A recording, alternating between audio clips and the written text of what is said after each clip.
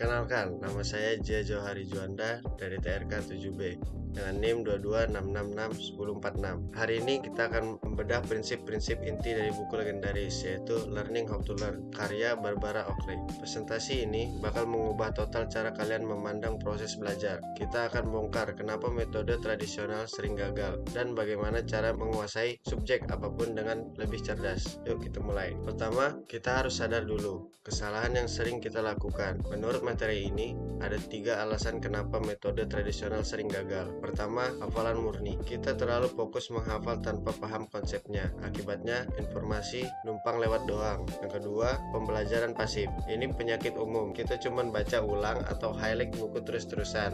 Rasanya sih paham, padahal itu cuma ilusi. Ketiga, belajar maraton. Belajar sesi panjang tanpa istirahat bikin mental lelah dan efektivitas turun drastis. Jadi, stop menyiksa diri dengan cara-cara di atas. Mari kita lihat cara kerja otak yang sebenarnya. Otak kita punya 2 metode berpikir yang sangat berbeda dan kita butuh keduanya.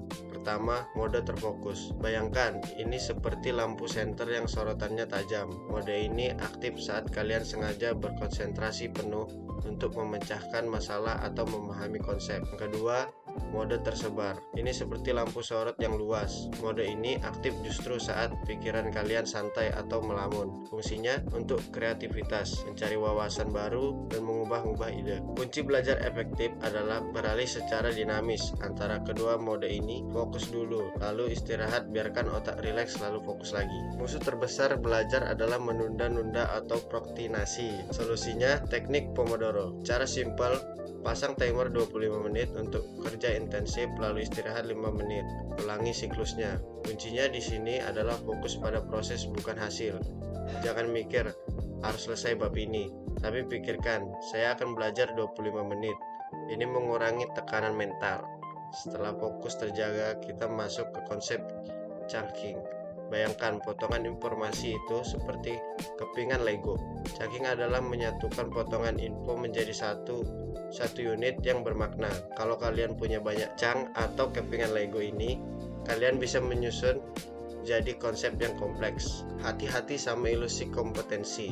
Ini kondisi di mana kita merasa jago padahal cuma familiar karena sering lihat materinya.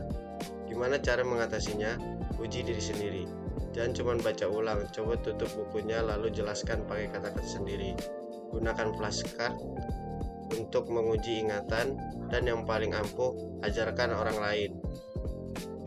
Kalau kamu bisa menjelaskan konsep sulit ke orang lain, berarti kamu benar-benar paham.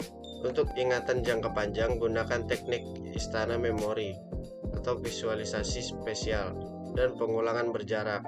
Jangan belajar secara gebuk, tapi tinjau materi dalam interval waktu yang lama. Terakhir, ini sering diremehkan pada vital, tidur dan olahraga. Tidur bukan cuma istirahat. Saat tidur, otak membersihkan racun sisa metabolisme dan menyusun memori kalian. Kurang tidur sama dengan otak lemot. Olahraga juga penting karena meningkatkan aliran darah ke otak dan memicu pertumbuhan sel otak baru. Jadi kalau mentok belajar, lari pagi atau jalan santai dulu. Oke, kita rangkum bagaimana cara belajar apapun lebih cepat. Ikuti 5 langkah ini. Fokus singkat dan intens. Gunakan Pomodoro. Yang kedua, libatkan mode tersebar.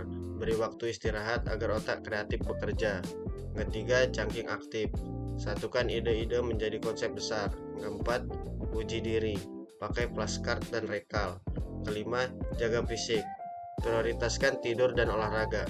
Ingat, belajar adalah perjalanan seumur hidup. Semoga tips dari Barbara Oakley ini membantu kalian.